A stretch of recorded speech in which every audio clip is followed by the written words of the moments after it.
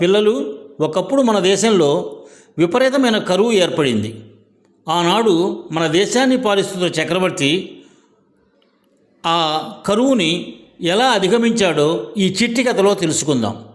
ఈ చిట్టి కథ పేరు పృథు చక్రవర్తి. అత్యంత పూర్వకాలంలో ఒకప్పుడు పృథు చక్రవర్తి దేశాన్ని పాలించుచుండెను. ఆ కాలంలో భయంకరమైన కరువు ఏర్పడినది. భూగర్భంలో జలం అంతరించినది. చెట్లు ఎండిపోయాయి. అడవులు అగ్నికి ఆహుతవుతూ వచ్చాయి. పశుపక్షాదులు నీరు, ఆహారం దొరక్క చనిపోతూ ఉన్నాయి. చెరువులన్నీ ఎండిపోయాయి. చెరువుల్లో ఎంత పూడికి తీసినా ఒక చుక్క నీరు కనపడదాయే. మనుషులకు ఆహారం లేక, నీరు లేక బక్కచిక్కిపోయిరి. ఆహార ధాన్యాలు, పంటలన్నీ ఎండిపోయాయి. వానలు లేవు. తీక్షణమైన ఎండలు కర్షకులకు, వ్యవసాయ కార్మికులకు పని లేకుండా పోయెను. నదులు ఇంకిపోయెను. పృథు చక్రవర్తికి ఈ కరువుని ఎలా అధిగమించాలో అర్థం కాలేదు.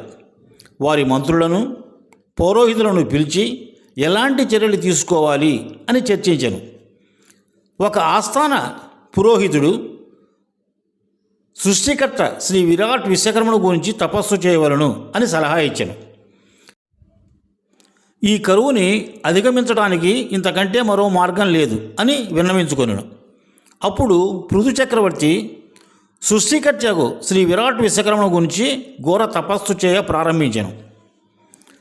ఆ తప సంకల్పానికి మెచ్చిన శ్రీ విరాట్ విశ్వకర్మ భగవానుడు పంచముఖములతో పంచ ఋషుల సమేతంగా మాఘ శుద్ధ త్రయోదశి రోజున పృథు చక్రవర్తికి ప్రత్యక్షమయ్యను. పృథు చక్రవర్తి క్షామం నుంచి తన దేశాన్ని కాపాడమని ప్రార్థించెను. శ్రీ విరాట్ విశ్వకర్మ పృథు చక్రవర్తికి వరమును ప్రసాదించెను. అప్పుడు ఈ భూమి మరల సస్యశ్యామలమై సుభిక్షంగా తయారై ఆహార సమృద్ధితో వర్ధిల్లినది. అడవులు, చెట్లు పచ్చని ఆకులతో, చక్కని పూలతో, మధుర ఫలములతో వృద్ధి చెందినవి. నదులు, చెరువులు, కుంటలు జలములతో కళకళలాడినవి. భూగర్భము జలముతో నిండిపోయినది.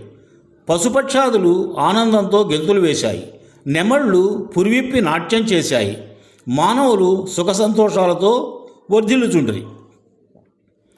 పృథు చక్రవర్తి కోరిక మేరకు పంచఋషులైన సానగ, సనాతన, అహభూన, ప్రజ్ఞ, సుపర్ణ ఋషులు భూమిపై మరలా అవతరించి పంచశిల్ప వృత్తులతో మానవులకు నగరములు నిర్మించి, వ్యవసాయం నేర్పి, సమాజంలో కుటుంబ వ్యవస్థను నెలకొల్పి, నాగరికతను పునరుద్ధరించి మానవులను అనుగ్రహించిరి. ఈ పంచఋషులు సృష్టికర్త శ్రీ విరాట్ విశ్వకర్మ నుండి ఆవిర్భవించిన వారే అని యజుర్వేద మంత్రములు, ఉపనిషత్తులు, ప్రమాణములు తెలియచేస్తున్నవి. పృథు చక్రవర్తి తనకు భగవాన్ శ్రీ విరాట్ విశ్వకర్మ ప్రత్యక్షమైన మాఘశుద్ధ త్రయోదశి నాడు తన ప్రజలందరూ శ్రీ విశ్వకర్మ పూజా మహోత్సవం, శ్రీ విశ్వకర్మ యజ్ఞ మహోత్సవం జరపాలని ఆదేశించెను. ఈ విధముగా విరాట్ విశ్వకర్మ పూజా మహోత్సవం సాంప్రదాయం ఏర్పడినది. పిల్లలు, పృథు చక్రవర్తి ఎలా కరువును అధిగమించాడు?